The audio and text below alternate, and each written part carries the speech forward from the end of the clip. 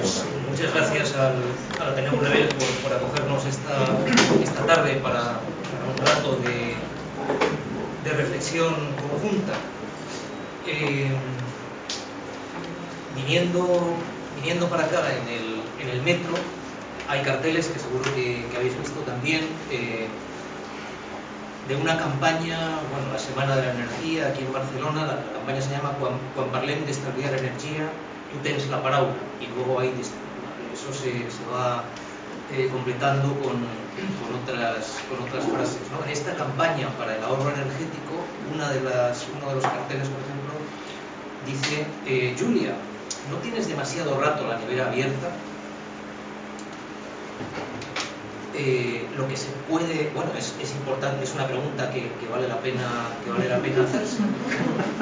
Pero si Julia tiene la nevera abierta mucho rato y eso lo corregimos, vamos a conseguir mejoras marginales, pequeñas mejoras, dentro de un sistema cuya dinámica tiene poco que ver con lo que Julia haga o deje de hacer, ¿no?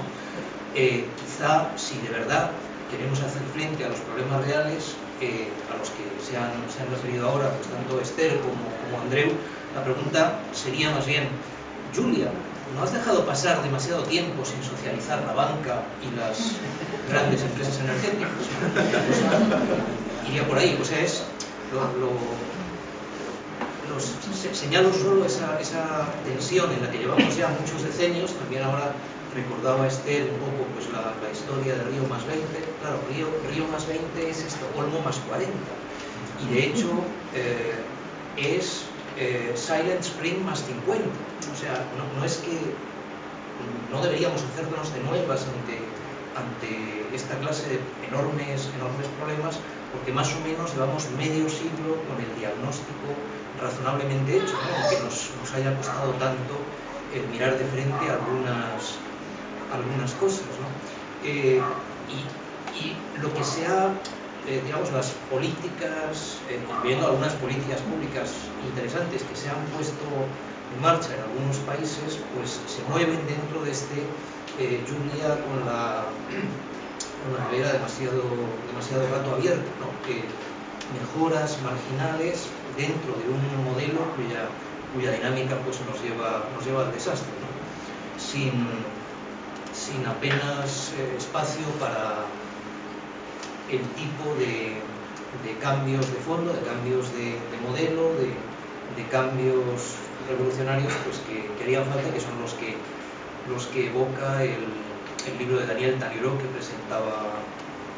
presentaba ahora Andreu, y que es un libro muy valioso. Yo también, en fin, recomiendo su lectura, porque la síntesis pues entre el análisis concreto, muy bien informado, con mucho rigor, de una cuestión enorme como es el calentamiento climático, va de la mano con esa reflexión más de fondo ecosocialista, pues como lo señalaba Andreu. Bueno, yo quería, antes de añadir también alguna cosa, había pensado empezar hoy por un poquito de una pizca de revista de prensa, ¿no? Para ver también la otra de las maneras en que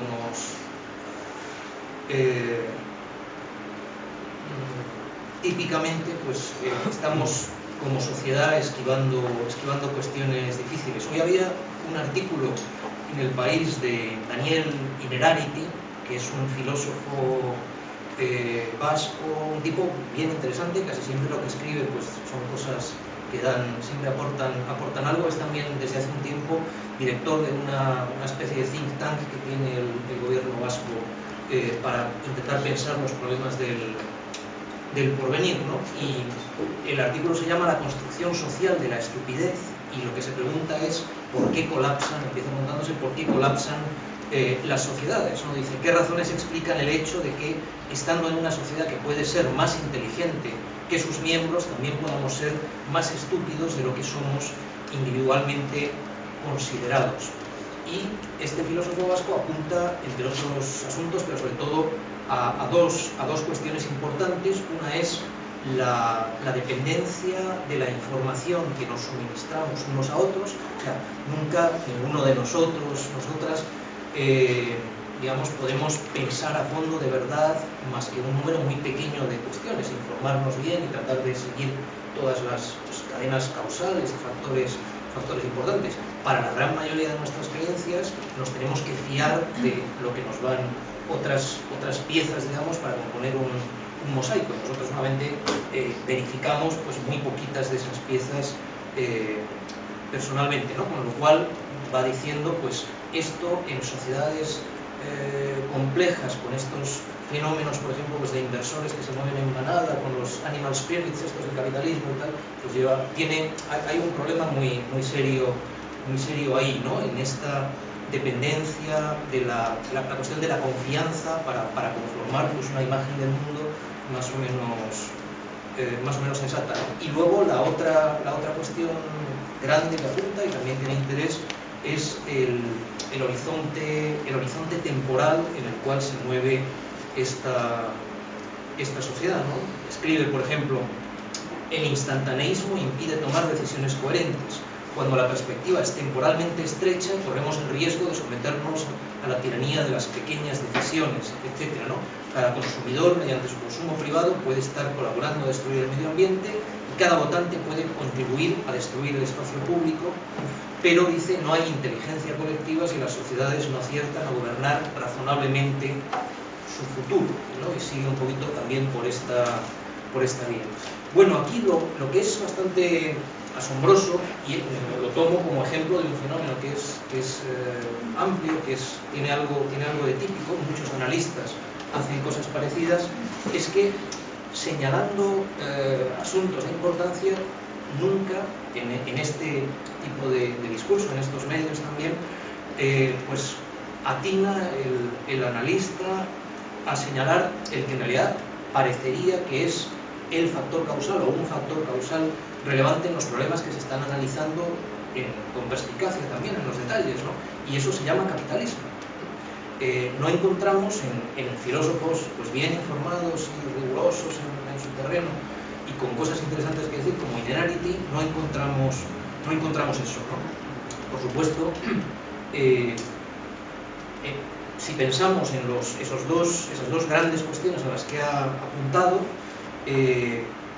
bueno, pues podemos ver cómo en ese primer problema de la confianza para la formación de creencias racionales, digamos, bueno, pues las sociedades occidentales pusieron en marcha una gran empresa colectiva de conocimiento de la realidad, a la que llamamos ciencia, ¿no? Que se basa pues en el intento de contrastar más o menos sistemáticamente nuestras creencias con las realidades relevantes y luego con procedimientos autocorrectivos para ir mejorando pues esas creencias, y eso ha tenido un desarrollo pues que conocéis, ¿no? Desde el siglo XVI aproximadamente hasta hoy, pero ha sucedido también que de manera creciente y sobre todo ya a partir de la segunda mitad del siglo XX esa gran empresa de conocimiento colectivo llamada ciencia pues ha buscado la alianza con el capital antes que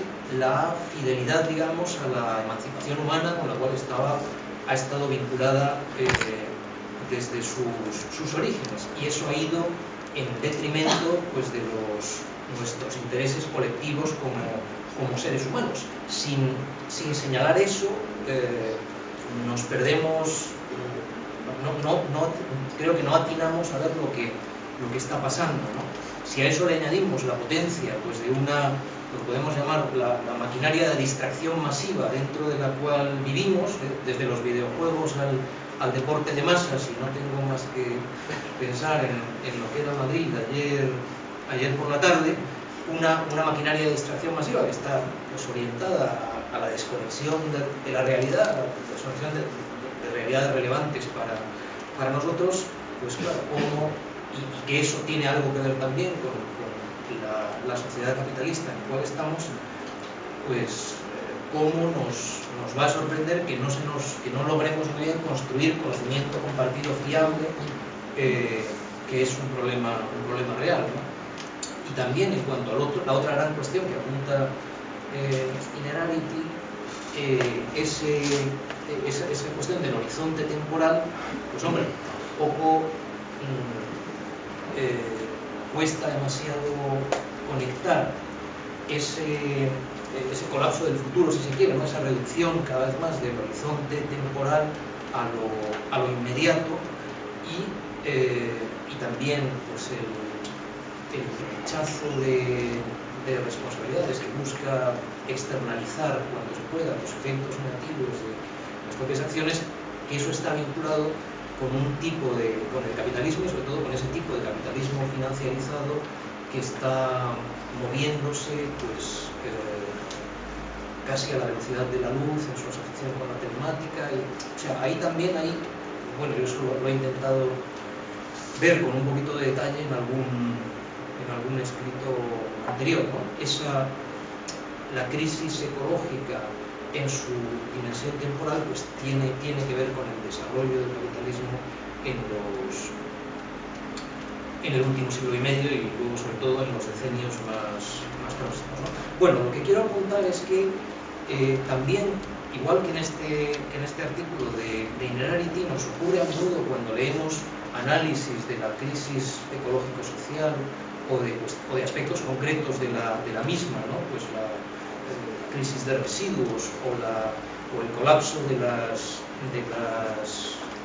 pesquerías o la destrucción de la diversidad biológica o el calentamiento climático, distintas dimensiones de esa crisis, pues también encontramos algo parecido. Puede uno leer un estudio excelente, bien informado, con cosas muy relevantes de 300 páginas y no encontrar en ningún sitio que como un factor causal subyacente, relevante, la dinámica de acumulación de capital. Bueno, frente a eso que es tan potente, pues libros como el de Talleyrand o lo que yo he intentado hacer en El socialismo puede llegar solo en bicicleta nos pueden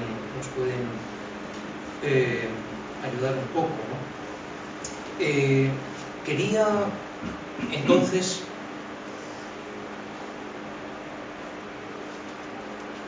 mostrar también un poquito en detalle de qué manera podemos no nos basta tampoco, por supuesto, el conectar de forma genérica capitalismo y crisis ecológica. Hay que intentar, eso no nos lleva muy lejos, ¿no? Hay que intentar mostrar de qué formas, ¿no? Entonces, algunas ideas en relación con ello. Yo en un libro anterior que se titulaba Biomímesis señalé cómo podíamos rastrear las causas de la crisis ecológica en dos grandes conjuntos de problemas, ¿no? Uno de ellos lo podíamos llamar un problema de un mal diseño de la tecnosfera, ¿no? de los sistemas humanos, frente al cual como respuesta, digamos, podemos avanzar el principio de biomímesis, ¿no? La idea de reconstruir esos sistemas humanos de manera que funcionen de forma análoga, más parecida a como lo hacen los sistemas naturales, ¿no? Esa es la idea de biomímesis. Por ejemplo, pues un sistema energético basado en fuentes renovables se aproxima más a cómo funcionan los ecosistemas movidos por energía solar que un sistema energético basado en combustibles fósiles. Y luego el segundo gran conjunto de problemas es la excesiva expansión de los sistemas humanos, el haber crecido demasiado los sistemas humanos en relación con la biosfera que los contiene, frente al cual pues también necesitamos un principio de autocontención o de autolimitación, ¿no? Ahí tendríamos dos principios básicos para orientar nuestra acción, ¿no? Biomímesis y autolimitación o autocontención. Ahora bien, por debajo de eso, como un factor causal que lo está determinando, lo que tenemos es la dinámica de funcionamiento del capitalismo. Y lo que voy a hacer brevemente pues, es intentar ver de qué maneras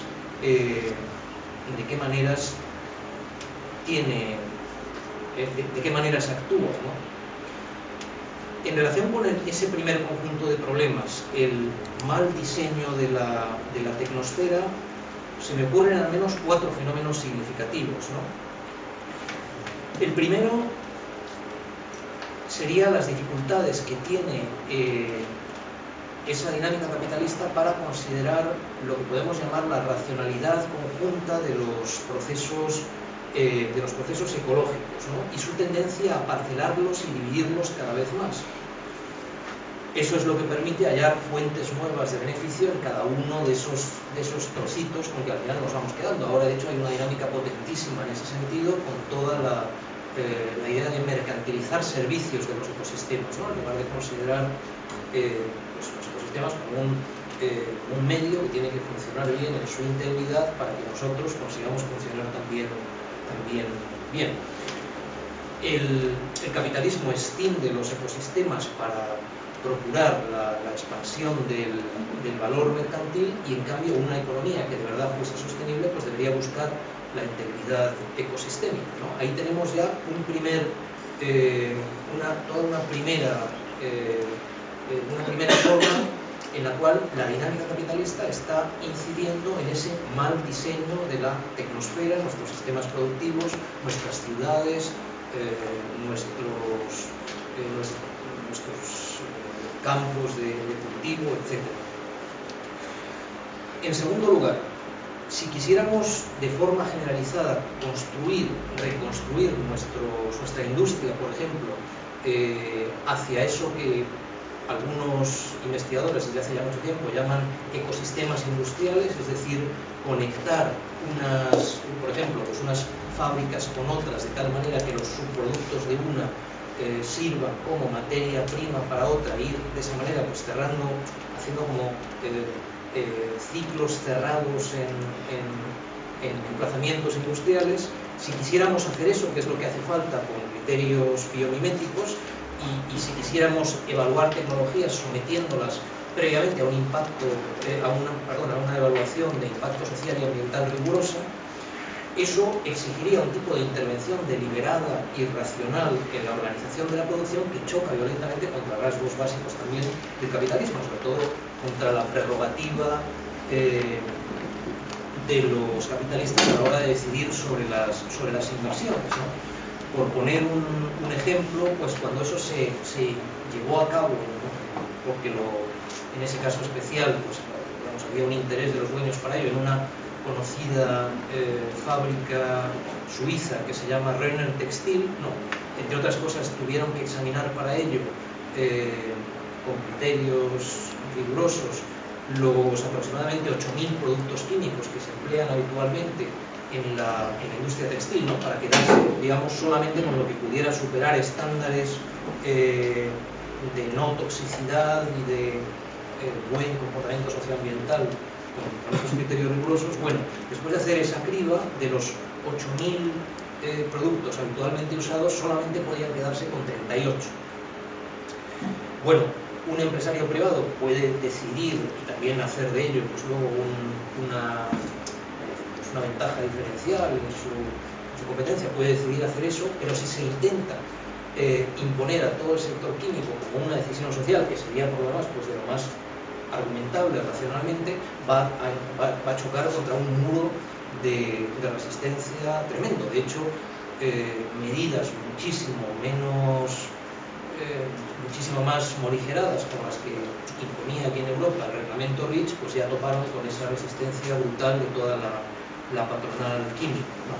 Por lo tanto, ahí tenemos una segunda forma en la cual es la dinámica del capitalismo la que está impulsando a ese mal diseño de nuestros sistemas productivos, con las consecuencias que eso tiene luego para la gente y para los ecosistemas. En tercer lugar, la innovación tecnológica bajo relaciones de producción capitalistas, que es un motor muy potente del sistema para lograr nuevas fuentes de beneficio, tiende a causar problemas ecológicos. ¿Por qué razón? Pues porque para intentar mantener esos altos márgenes de beneficio hay una presión para introducir constantemente nuevos productos o nuevos servicios, ¿no? En los mercados maduros los márgenes de beneficio son más bajos, en cambio cuando alguien lanza primero una de estas innovaciones que encuentra el favor del público, pues durante un tiempo dispone de un monopolio de facto con márgenes de beneficio mucho más altos, ¿no? Y eso crea una dinámica a lanzar rápidamente al mercado. Eso es paradigmático lo que ha ocurrido con la industria química a lo largo del siglo XX, ya lo analizó Barry Commoner, uno de los pioneros del ecosocialismo hace muchos años.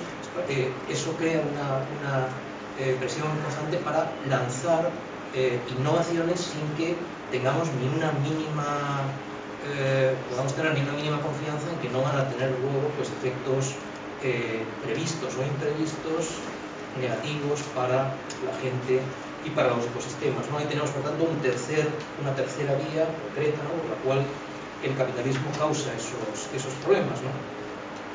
Hoy estamos en ese terreno, pues de hecho en umbrales que son todavía más impresionantes, ¿no? Con perspectiva histórica podemos ver lo que ha pasado con la industria química en el siglo XX, está lleno de lecciones, pero ahora tenemos a los biólogos moleculares de todo el mundo salivando intensamente ante la perspectiva de lo que llaman biología sintética, que consiste en digamos, intentar crear, de hecho, ir creando seres vivos, microorganismos al principio, a partir de biobricks, y eso se escribe con trademark, biobricks, o sea, pequeños fragmentos de maquinaria biológica estandarizada. De hecho, ahora están trabajando, empleando la jerga de los informáticos, en la ortogonalización de estos biobricks, o sea, un tipo de estandarización que haga que se puedan emplear como piezas de un mecano, pero produciendo seres vivos, ¿no? Ese es el momento en el que nos encontramos. Luego, digamos, no hay nuestras instituciones no nos proporcionan hoy por hoy ni la menor protección ante lo que pueda salir mal en ese, bueno, eso sería, no lo diría con tanta rotundidad, ni digamos, hay algunos mecanismos de control, pero nada de lo que sería necesario, digamos, a la altura de ese tipo, de la potencia técnica de ese tipo de empresas, ¿no? Y luego, por último, como una cuarta vía, habría también un análisis importante que hacer en términos del choque entre los ritmos temporales de la naturaleza, de los seres vivos, de los ecosistemas, de los seres humanos en sociedad, con los ritmos del capital, ¿no? Ahí también hay unos choques temporales enormes, ¿no? Y en particular el cortoplacismo, pues el proceso de valorización del capital choca con el largo plazo en el que hay que pensar las condiciones de sustentabilidad ecológica, ¿no? Bueno, ahí, como veis, a partir de una idea más general, ¿no?, en la que podemos coincidir analistas, pues, de muchas orientaciones, ¿no?, y esa idea de mal diseño de la tecnosfera, ¿no?, frente a la cual el principio de biomímesis, pues, es una respuesta adecuada. Desde una perspectiva ecosocialista podemos señalar, sin embargo, que si uno intenta aplicar eso sin tocar piezas básicas de la dinámica del capital, no va a llegar muy lejos, por buenas que sean sus intenciones, ¿no? Y todavía más ocurriría eso si pensamos en el otro gran conjunto de problemas que tiene que ver con esa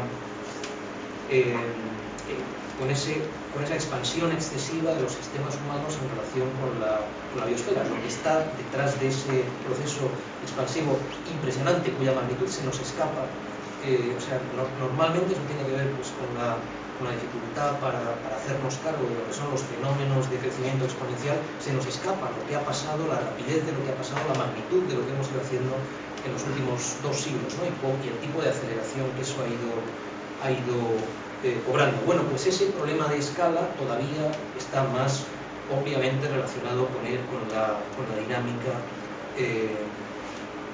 capitalista. Mientras que en las formas precapitalistas y las formas también postcapitalistas de producción intentamos crear valores de uso que sirven para satisfacer necesidades humanas, lo característico del capitalismo, y eso ya está, pues, claro,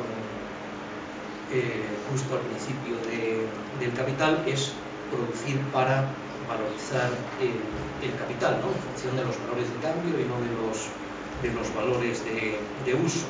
Bueno, pues ese tipo de constataciones ha cobrado un sentido todavía más vivo e intenso en esta época nuestra de la crisis ecológico-social global, cuando hemos pasado de lo que fue antes un mundo no saturado en términos ecológicos o ambientales a un mundo lleno o saturado en términos ambientales y ecológicos en los últimos decenios, ¿no? Coincidiendo más o menos, y eso también quizá vale la pena señalarlo, coincidiendo más o menos con el proceso de financiarización de las economías capitalistas, ¿no? Pasan bastantes cosas alrededor de 1980. Una de las que pasa, por ejemplo, es que el crecimiento de la huella ecológica conjunta de la humanidad supera hacia 1980 la biocapacidad del planeta, ¿no? Y a partir de entonces pues estamos en esa situación de extralimitación, de ir más allá de lo que el planeta puede dar de sí, que ya habían previsto los informes al Club de Roma, los límites del crecimiento, pero también hacia 1980 es cuando se pone en marcha en serio el proceso de financiarización de las economías capitalistas, ¿no? Bueno, ahora nos encontramos ya más allá de los límites, en un mundo lleno, y entonces es cuando cobra toda su importancia esa circunstancia de que mientras la producción precapitalista o postcapitalista tiene límites intrínsecos en la satisfacción de las necesidades básicas, que no son infinitas ni expandibles, sino que, bueno, pues por relativamente poca producción se pueden satisfacer. Sin embargo, la producción capitalista para producir mercancías que permitan valorizar el capital no tiene ningún tipo de límite intrínseco, ¿no? O si lo tiene, digamos, es un asunto bastante complejo, al cual también Marx apuntaba un poco en algún lugar del libro tercero del Capital, que, digamos, a efectos de lo que a nosotros nos interesa ahora es un fenómeno esencialmente sin límite, con esa dinámica de crecimiento constante que nos ha llevado pues al desastre en el que estamos, ¿no? Bueno, estos son asuntos pues que he tratado de analizar en alguno de los capítulos del libro, para no extenderme mucho en esta exposición inicial. Lo dejo aquí. Os voy a hacer circular, aunque no sé si habrá copias para todo el mundo, pero sí para bastantes, uno de los capítulos del libro a partir del cual he hecho también esta pequeña exposición, de manera que tenéis mejor expuesto y con algunas referencias estas ideas. Y termino señalando solo que el título del libro, El socialismo puede llegar solo en bicicleta. Bueno, la imagen es fuerte y hermosa, y a mí me gustaba, ¿no? La podríamos poner cerca, esta idea de un socialismo en bici, pues la podemos poner cerca también, por ejemplo, esa otra hermosa y necesaria imagen de la economía descalza, ¿no? De la que hablaba Manfred Max Neff, por ejemplo. Y de hecho viene el origen, pues no está tan lejos, ¿no? Esa frase, el socialismo puede llegar solo en bicicleta, es de uno de los ministros, un secretario de Estado de Salvador Allende, ¿no? En ese comienzo es de Antonio Viera Gallo, que fue secretario de Justicia en el gobierno de Salvador Allende, ¿no? En esos primeros años 70, en los cuales, pues, por una parte, la dinámica de los estados que buscaban liberarse del yugo colonial era todavía fuerte. Había un movimiento más bien de hacerse cargo de las cuestiones ecológicas en esos años 60-70, y distintas fuerzas de liberación intentaban converger. Bueno, en esos me parecía también por eso que era un buen título para el libro, ¿no? Y luego se podría señalar quizá como una explicación también en cuanto a la potencia simbólica que tiene, pues hay una cita de las iniciales que os leo y con eso ya termino. El ciclista lo crea todo a partir de casi nada, convirtiéndose en el ser más eficiente energéticamente de entre todos los animales y máquinas que se mueven, y como tal tiene una capacidad ímproba para desafiar todo el sistema de valores de esta sociedad. Los ciclistas no consumen bastante, La bicicleta puede ser demasiado barata, demasiado saludable, demasiado independiente y demasiado equitativa como para que le vaya bien. En una era del exceso es minimalista y ostenta el potencial subversivo de hacer feliz a la gente en una economía impulsada por la frustración de los consumidores. Bueno, son unas líneas de Jim McGurn que están puestas también al comienzo del libro y bueno, es el socialismo en bicicleta. Incluye capítulos sobre pues, la socialización de la banca, por ejemplo, pero esa idea de un socialismo, en cierto sentido, mucho más austero de lo que lo hemos creído, o lo han creído las corrientes pues, más colectivistas de la izquierda en el pasado, y ese es un asunto al que se refería al final de su intervención Andreu. Yo creo que nos importa pues, para el tipo de reflexión y la clase de luchas que hoy necesitamos. Bueno, pues gracias.